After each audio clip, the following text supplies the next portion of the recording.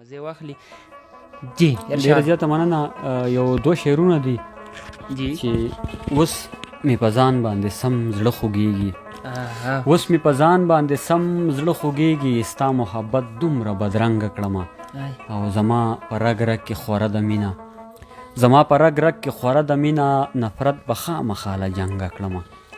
دا غزل دی چې دې حالاتو کې لمنه د دورانو نسی، چې دې حالاتو کې لمنه د دورانو نسی، داسې به څوک د زمانې ستم ته ځانو نسی. مننه. او داسې په زړه مې راخواره شول د هغې یادونه، داسې په زړه مې راخواره شول د هغې یادونه، لکه وریځې چې لمنې د اسمانو نسی.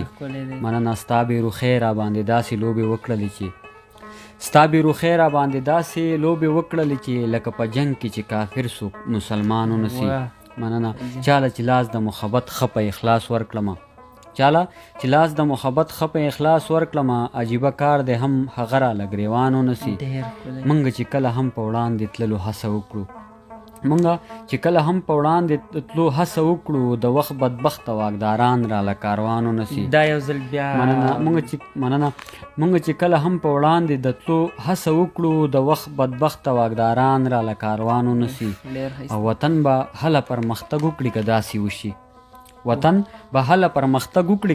وشي، چې څوک پیدا شي او یو څو محافظانو نسی. مننه. او د هغه وخت د کیفیت به درته څه وایمه، نقیبه ګل چې درته لاسو کې جانانو نسی. نظم دی چې نظم عنوان دی سرکار. په دې خبره هره شپه خورم خپل زړه سرکاره، د دې وطن نظام به ښه شي او کنه سرکاره. په دې خبره هره شپه خورم خپل زړه سرکاره، د دې وطن نظام به ښه شي او کنه سرکاره. دلته کې ولې هر ورځ داسې مرګونه کېږي، دلته کې ولې په غریب باندې ظلمونه کېږي، دلته کې ولې د زړه چاودې فسادونه کېږي، دلته کې ولې د اسلام په نوم جنګونه کېږي، دلته په کوم ګناه قتلېږي پښتانه سرکاره، د دې وطن نظام به ښه شي او کنه سرکاره. ډېر ښایسته. مننه. د دې وطن سره د زړه نه مونږ وفا کړې ده، د دې وطن سره مونږ مینه په رښتیا کړې ده، د دې وطن دپاره هر وخت مونږ دعا کړې ده، د دې وطن پالنه مونږه برملا کړې ده. وایه په څه دې رانه بد د دومره زړه سرکاره، د دې وطن نظام به ښه شي او کنه سرکاره. ډېر ښه. ته مونږ ته پام وکړه، دا مونږ مسلمانان نه یوسو، ته مونږ ته پام وکړه، په سمه لار روان نه یوسو، مونږ په لاره د نبي آخر زمان نه یوسو، مونږ به دردیږو نو دا مونږ انسانان نه یوسو، نوره دې ختمه کړه د ظلم دا تیاره سرکاره، د دې وطن نظام به ښه شي او کنه سرکاره. ډېر ښه.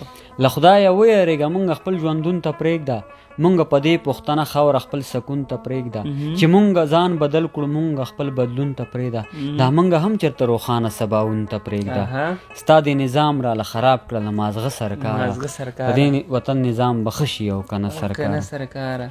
مننه. که داسې حال وي دا وطن به ترقي ونه کړي، که داسې حال وي نو راپېښه به سپرلي ونه کړي، که داسې حال وي نو هېڅوک به خوشحالي ونه کړي، که داسې حال وي نو قرار به مو زړګي ونه کړي.